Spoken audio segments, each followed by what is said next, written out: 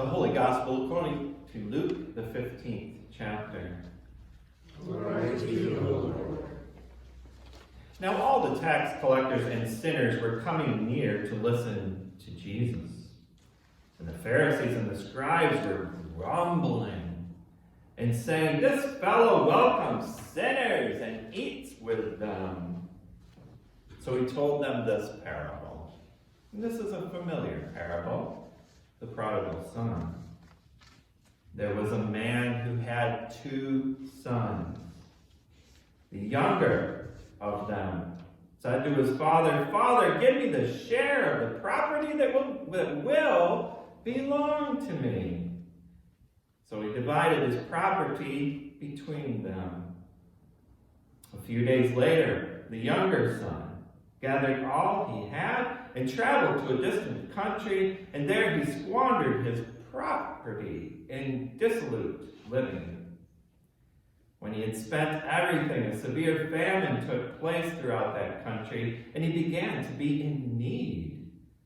So he went, and he hired himself out to one of the citizens of that country, who sent him to the fields to feed the pigs. He would gladly have filled himself with the pods that the pigs were eating, and no one gave him anything, not even pig food. But when he came to himself, he said, "How many of my father's hands have bread enough and to spare? But here I am dying of hunger. I will get up and go to my father, and I will say to him, 'Father, I have sinned against heaven and before you. I am no longer worthy to be called your son. Treat me like one of your hired hands.' So he set off, and he went to his father. But while he was still far off, his father saw him and was filled with compassion. He ran, and he put his arms around him, and he kissed him.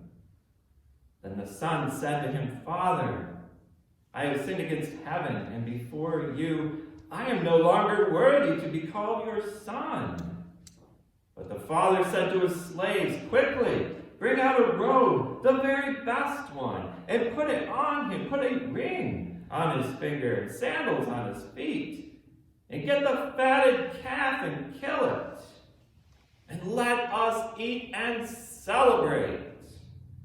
For this son of mine was dead and is alive again. He was lost and is found.' And they began to celebrate. Now his elder son was in the field. When he came and approached the house, he heard music and dancing. He called one of the slaves and asked what was going on. He replied, 'Your brother has come, and your father has killed the fatted calf because he has got him back safe and sound.' Then he became angry and refused to go in. His father came out and began to plead with him. But he answered his father, 'Listen, for all these years I've been working like a slave for you, and I've never disobeyed your command, yet you have never, ever given me even a young goat so that I may celebrate with my friends. But when this son of yours came back, who has devoured your property with prostitutes, you killed the fatted calf for him.' Then the father said to him, 'Son, you are always with me, and all that is mine is yours. But we had to celebrate and rejoice, because this brother of yours was dead and has come to life. He was lost, and he has been found.'" This is pure gospel. Praise to you, Lord. Let them return to the Lord, that he may have mercy upon them, and to our God, for he will abundantly pardon. Those were the words of unbounded grace from the prophet Isaiah that we left with in last week's examination of the texts. Remember the banners from the church. Welcome back. Welcome home. That was the emphasis in the invitation to God's abundant feast table. This week, prior to the prodigal son parable in Luke 15, Jesus speaks of the rejoicing that takes place when a shepherd finds that one lost sheep that was shivering out in the wilderness and lost. The shepherd lays the sheep on his shoulders and brings it home to join the other 99 who are secure in the fold. Rejoice with me, for I have found my sheep that was lost. Just so I tell you, there will be more joy in heaven over one sinner who repents than over 99 righteous persons who need no repentance, Jesus exclaims. He goes on to tell the story of a woman who loses one of her 10 silver coins. She turns that house upside down looking for that coin. It's just like when you're in a crowd of people and everybody says, "Everybody stop! I lost my diamond ring!" And nobody moves. And then everybody looks around. And you move. And you look all over. I was on a bus one time, a bus tour, one of those mega bus tour things that goes around in a city. I believe it was in Philadelphia. And somebody lost their diamond ring on the bus. And so every one of us were down on our knees looking all over the floors of that bus, and unfortunately they painted the bottom of the bus with little sparkly paint. So it was going to take some sweeping out at the end of the day to find us. When this woman finally finds her coin, she calls all her friends up on the phone. And she says, "Just so, I tell you." And she says, "I have found it." And Jesus says, "Just so, I tell you, there is joy in the presence of the angels of God over one sinner who repents." The Pharisees and the scribes were grumbling, as we heard earlier, over Jesus eating with all these tax collectors and sinners who were gathering around this welcome home table. There was some returning to the Lord our God, or at least potential returning to the Lord our God going on, and the religious leaders seemed to be having issues with what may have been a variety of things. You know the saying, when 2 or 3 are gathered, there's sure to be some conflict, right? Perhaps forgiveness was the issue. It may have hit too close to home for those observing Jesus. Maybe it was the whole righteousness thing. The tax collectors may not have fit the bill for looking right before God. Someone at the table wasn't wearing the right clothes or didn't have the liturgy memorized. And another belonged to an organization that was a little too political for the round table discussion time. And as usual, just who the Lord your God is. Who is the Lord our God that we're returning to? Meaning Jesus' deity. Jesus was claiming deity and offering forgiveness. Was it his to hand out, they were asking. This whole scene was a head scratcher for all involved. As we encounter Jesus in the Gospels, I think sometimes, well, if you're like me, we tend to paint for ourselves a picture of serenity as Jesus walks around. All is well. It's one of those perfect 70-degree, no humidity San Diego weather days. Jesus flicks a finger and all the trouble disappears 50 yards ahead of the entourage of disciples. When Jesus opens his mouth to speak, people listen in to every word. Everyone repents and they walk off into the glowing sunset like a John Wayne movie with music playing. All is well and there's no conflict. Not. Most of the time when Jesus speaks, there's plenty of conflict, plenty of scratching of the head, because the truths that Jesus speaks run contrary to the sinful ways of the listeners. And Jesus tends to search out those places where there is plenty of conflict. He walks right into the hornet nest, that place that others want to avoid. That place where the hornets have built an environment in order to protect themselves.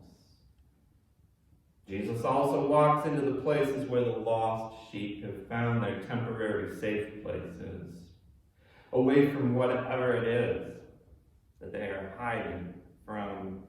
Jesus has this way of finding people.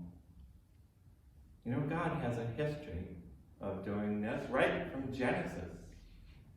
God walked around the garden. Adam, what's going on? Where are you? As we gather around and listen to Jesus' parable, just like the people of Jesus' day, we don't immediately see ourselves as that one lost sheep. No, we're one of the 99 that's safely in the fold. Or we are the older brother in the prodigal son parable. We're working hard. We're back home. And we have questions about just how fair it is that this wanderer little brother gets a big party after he's already blown his inheritance. Which, by the way, when you think of inheritance, isn't inheritance something that people usually get after their father dies? He got it before. In essence, he killed his father off when he asked for that money. Jesus can talk about rejoicing over lost sheep and lost coins. And we can rejoice right along as the lost are found. But when Jesus brings up the scratch your head family dynamics of this farm family, we squirm in our seats. Because this is real.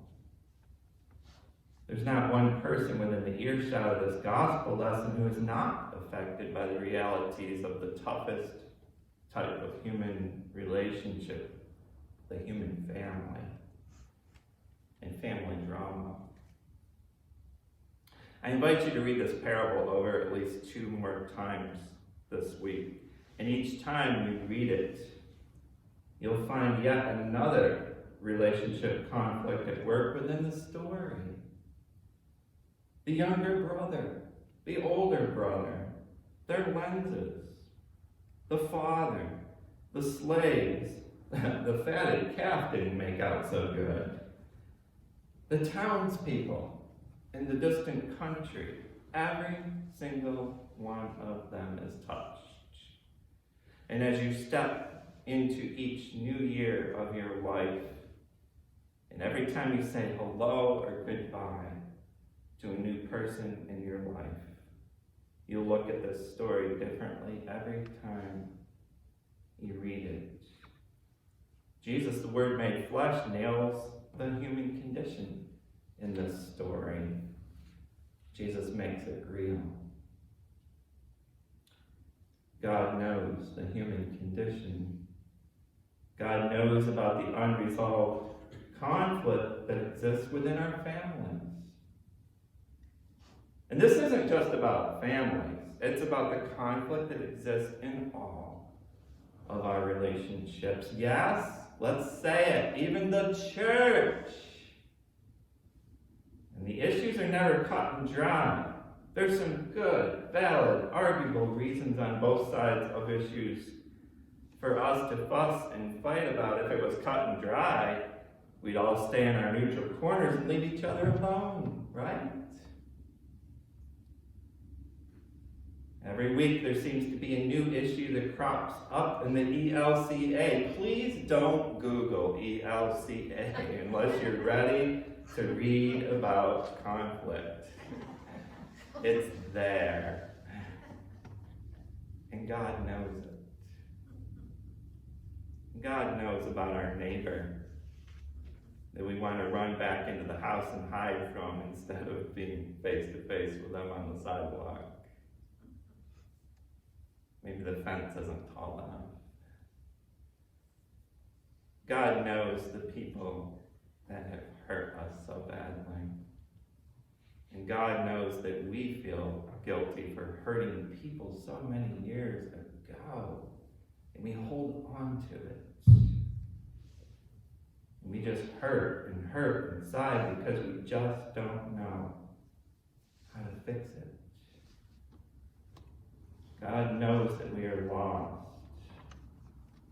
And God knows about the brokenness that we live in. Have I brought you down far enough?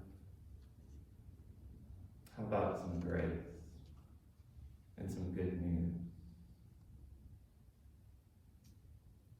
It goes to that story. It goes to that story about the Father and His Son. God sees us in the distance, returning to the Lord our God. And He's filled with compassion. Every ounce of God's essence is poured out in that excitement and in that love. And He runs out to us. And He wraps His loving arms around us. And He can't get enough of us. He picks us up. And He loves us. And God sees those whom we share oxygen with on this planet. And God rejoices in picking them up and lifting them up in the air and twirling them around and dancing with them as they come home. That unbounded grace that God shows was demonstrated in the pouring out of Jesus' life for us. That one who calls out to us and makes us scratch our heads in the midst of crazy conflict that we are entwined in is the one who paid the price for us. The one who reconciled us to God. We are reconciled in Christ. We can come home. Embrace our loving God because Jesus makes it right for us. That is something to celebrate about.